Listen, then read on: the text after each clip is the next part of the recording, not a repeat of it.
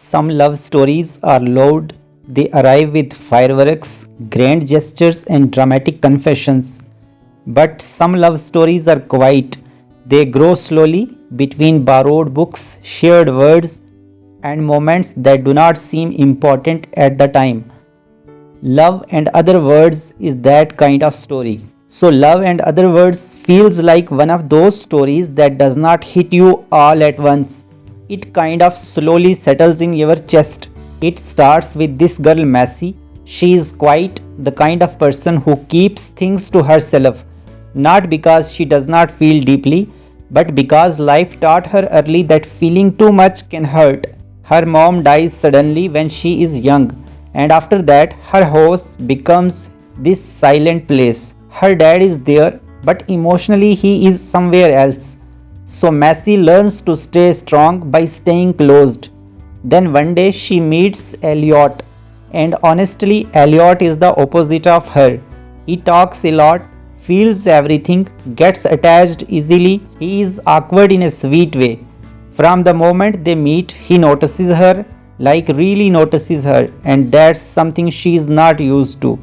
They do not fall in love immediately. First, they become friends, real friends. They bond over books, words, and long conversations. They even start making their own little dictionary of words that matter to them. Each word becomes a memory, and slowly, without realizing it, Massey starts opening up. With Elliot, she speaks more, laughs more, feels safe, and that's the first love kind of love. Soft, pure, the kind where you think maybe this is how it's always supposed to feel. But life does not let it stay that simple. Both of them are carrying heavy things. Massey is still dealing with her mom's death and a father who has become very strict and emotionally distant.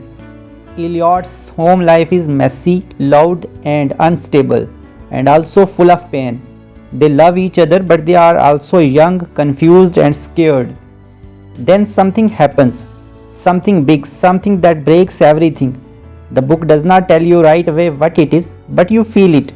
You feel that something went wrong, and suddenly Elliot is just gone from Massey's life.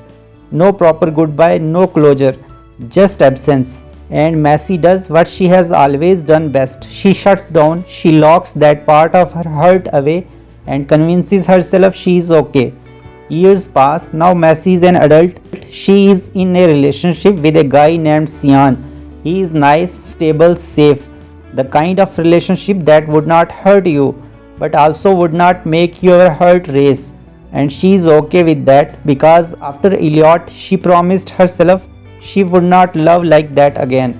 Then one day she sees Elliot again, and that moment it changes everything. All those buried feelings come rushing back. The words, the memories, the version of herself she used to be with him. Elliot is older now, but still emotional, still expressive, and it's painfully clear that he never stopped loving her. But there is so much between them, years of silence, hurt, misunderstandings. As they start talking again, the past slowly unfolds, and you realize something heartbreaking. They did not break because they stopped loving each other. They broke because they were young, grieving, and did not know how to communicate. One misunderstanding, mixed with fear and emotional immaturity, destroyed something beautiful. That's what hurts the most. Because you keep thinking, if only they had talked, if only they had waited, if only they had understood each other a little better. The story becomes less about romance and more about healing, about whether you can go back to someone who once broke you, whether first love deserves a second chance, about choosing between a safe life and a real one. By the end, Love and Other Words does not feel like just a love story, it feels like a reminder. One of the biggest lessons from this book is that love needs communication. Massey and Elliot loved each other deeply, but they did not talk when it mattered most. Because of silence and misunderstandings, something beautiful broke. The story shows that not speaking up can hurt more than saying the wrong thing. Another important lesson is that first love never fully leaves us.